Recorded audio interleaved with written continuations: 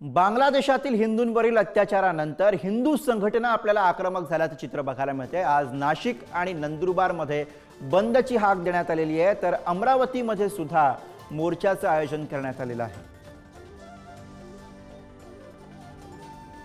आणि याच विषयी आपण अधिक बोलूया। नाशिकमधून प्रतिनिधी किरण ताजणे सध्या आपल्या सोबत आहेत। किरण, आपण बघतोय की बांगलादेशांमधील हिंदूंवरच्या अत्याचाराच्या बातम्या सातत्याने समोर येत आहेत आणि त्याचे पडसाद उमटताना दिसत आहेत। आज तसेच नाशिकमध्ये दिसणार आहेत।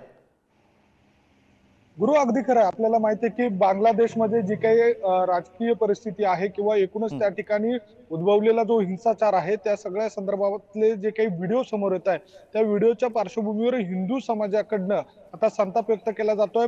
सकल हिंदू समाज आता एकवटलेला आहे आणि त्यांनी ठिकठिकाणी बंदचं देखील आवाहन केलेलं आहे। आज देखील नाशिकमध्ये बंदला आव्हान जे बंदचे आवाहन करण्यात आलेलं आहे त्याला कसा प्रतिसाद मिळतो हे बघावं लागणार आहे। मात्र दुसऱ्या बाजूला आपण जर बघितलं तर मंदिर असतील किंवा तिथला हिंदू समाज ज्या पद्धतीने त्यांच्यावर अत्याचार केले जात आहे अशा स्वरूपाची भावना जी हिंदू समाजाच्या मनामध्ये निर्माण झालेली आहे त्या सगळ्या संतापाचा जो एक उद्रेक आहे तो आजच्या दिवशी बंदच्या माध्यमातून बघायला मिळतो का हे देखील बघावं लागेल। मात्र एकूणच जर परिस्थिती बघितली तर आता या बंदला नेमका कसा प्रतिसाद मिळतो, ठिकठिकाणी नेमकी काय परिस्थिती असते हे बघणं महत्त्वाचं असेल। मात्र हा जो बंद आहे याचा जो परिणाम आहे तो साधारणपणे आणखी 1 ते 1.5 तासानंतर स्पष्टपणे जाणवेल। गुरु, बरोबर, धन्यवाद किरण या सगळ्या सविस्तर माहितीसाठी।